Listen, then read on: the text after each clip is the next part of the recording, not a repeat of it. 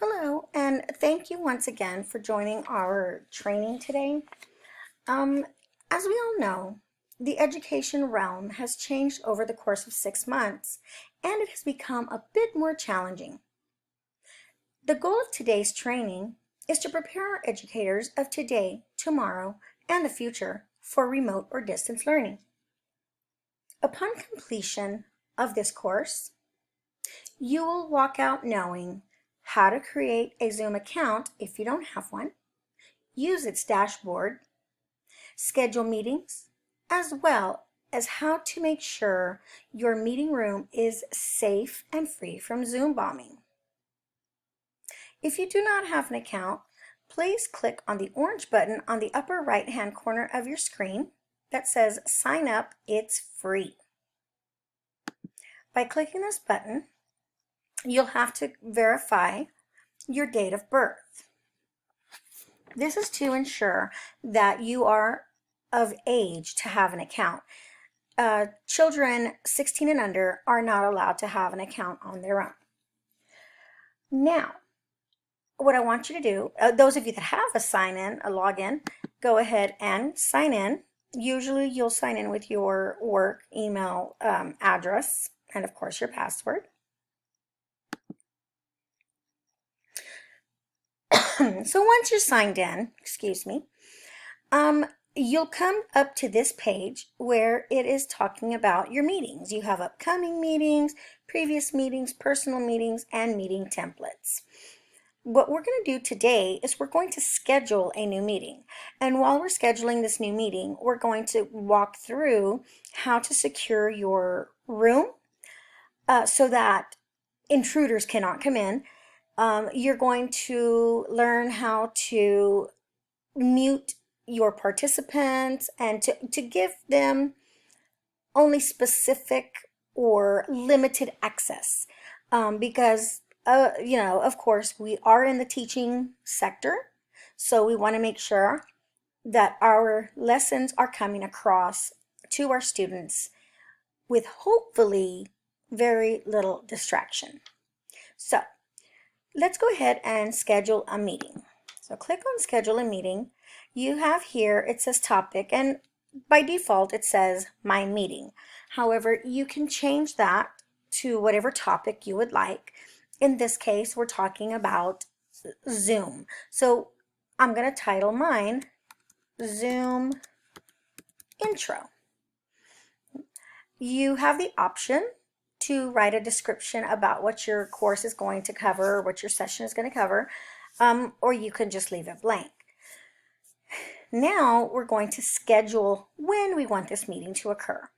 So I think I'm going to want to meet with my students Monday, August 3rd, and I'm going to change the time to 1 o'clock in the afternoon. So now we have that set. You can also choose the duration of your meeting. Usually we'll go for about an hour, but in this case, it's going to be something quick and easy. So I'm going to go ahead and schedule a 30-minute meeting. Now, also here, you can have a recurring meeting. If you have a recurring meeting, it will generate your room number and it'll give you a passcode. You also have the choice of having daily meetings, weekly meetings, monthly meetings, or no fixed time, meaning it's whenever you feel like having it. I typically like to go for at least once a week. We repeat once a week. And of course, because we're meeting on Monday, August 3rd, we're going to go ahead and meet the following week on Monday. Same time, same place. Our scheduled meetings, our recurring meetings, will end around the 14th of September. Now, if you look here where it says security, it has a check mark and it says passcode, and it gives you a predetermined passcode that you're going to share with your participants. Right here, the waiting room. If I unclick that box, then my participants, my students, can join my class before I'm even there. That is something that we do not want. So we want to go ahead and keep that checked off. For the video, this is where your camera is on. I advise you to keep your camera on at all times, as well as the participants. Of course, this is your room. You may tailor it to your liking. I'm going to go scroll back up for a minute, and I'm going to uncheck the recurring meeting because you know what? I don't want to have a recurring meeting. And if you notice here where it says meeting ID, it generates automatically. And again, the passcode is there. Or you can use your personal meeting ID and you can set your own password. When you're having public meetings, I would suggest that you use the general, let it generate its own meeting number or ID. And this, of course, is because if you continuously use your personal meeting ID, people will get to know your password if you don't change it often, and they will eventually get into your class unannounced, uninvited. Again, waiting room, I definitely advise you to have that clicked so the children or your participants cannot get in without it. Right here, the meeting options. Enable, join before host. This is, again, going back to this whole putting them in a waiting room. We do not want to enable them to come in before you do. So I would not click that. I would not check that off. Mute participants upon entry. Yes, I would definitely mute the participants upon coming in, because then if not, you're just going to have a big old party and it's going to be a little crazy. Here it says record the meeting automatically on a local computer. You can record it. However, I would caution you, if you're working with elementary, middle school, even some high school students, because of FERPA, it's not wise to record, because that video may get out, by mistake. And anyhow, we don't want to violate any laws. We want to stay in compliance. So I'm saving my options, and here is my topic. Here is where I can put it on one of my calendars.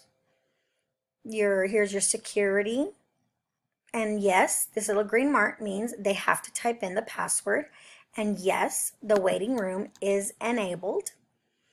And if I'm going to share this with maybe my parents, maybe my administration, I'm going to copy this meeting invitation. It'll be saved to my clipboard, and then I can insert it or embed it in an email.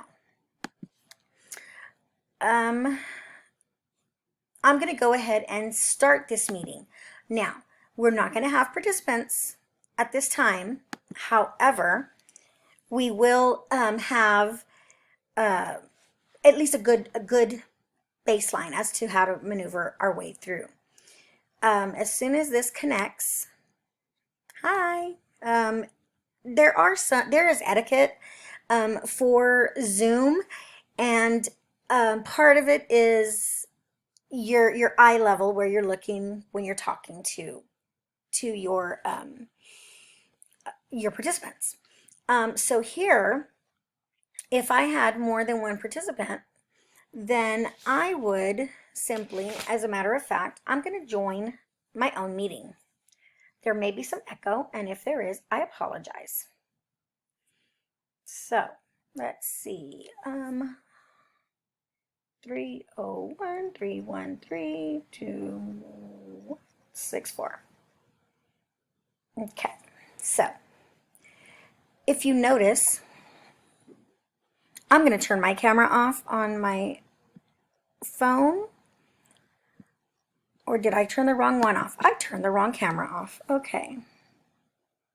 So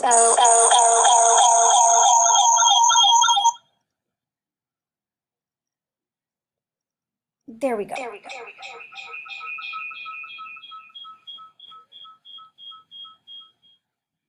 I'm going to have an echo. I'm going to have there's going to be some interference because I'm choosing to join my own meeting. So here I am. I've joined my meeting, and I want to see the gallery view. So a gallery view is going to give you however many participants you have. It will have little boxes, and you can chit chat and what have you there. Here is the record button. Again, depending on your audience, I would be very careful about recording. You can share your screen. One of these things here, what I like to do is I only let one person at a time share. You can also click on the advanced options and you can say all participants can share. Multiple can share, excuse me. And here, who can start sharing when someone else is sharing? I would say only the host, okay? I typically leave mine as is, and I do not allow everyone to share unless invited. Now we have our chat box here, and this is good to have open here on the side. In the event that you're in the middle of lecturing or whatever, you want to go ahead and keep an eye on that in case something inappropriate pops up. Here are the number of participants. Here's my 2 participants, and security. Here we can lock our meeting, which is advised. So now no one else can join my meeting. As far as sharing screen, allow participants to share screen. Guys, let's go ahead and uncheck the chat, because if we give them the authorization to chat, they're going to chat privately, and we really don't want that to happen. Also, depending on your age group that you're working with, let's not let them rename themselves, because some of them might get a little carried away. You do have the ability to remove a said participant or even report them for the behavior that they may be putting out. I'm sorry. Here, like I said, when you can invite people, you can mute all of your participants.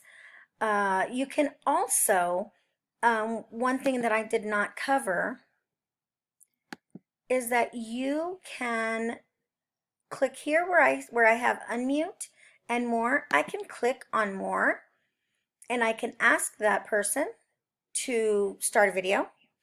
I can make them the host, or I can even have a co-host. They can rename themselves. I can put them in a waiting room while I am talking to the other group, or what have you. I can remove them from my room, or like I said, I can report them. Now, clicking here on more, it says mute, it's going to mute participants upon entry.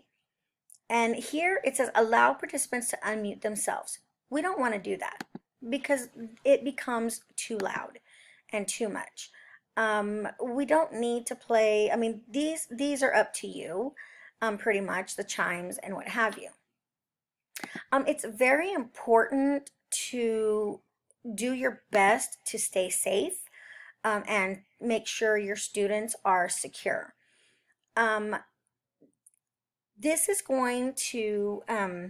of course our dashboard. So today you learned how to make an account. You were able to schedule a meeting, and you are privy to the dashboard.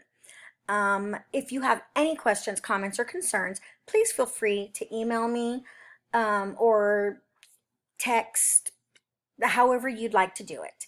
I thank you for your time, and I hope that this was helpful. Please continue with the assignment and the short quiz after. Thank you so much, and have a wonderful day.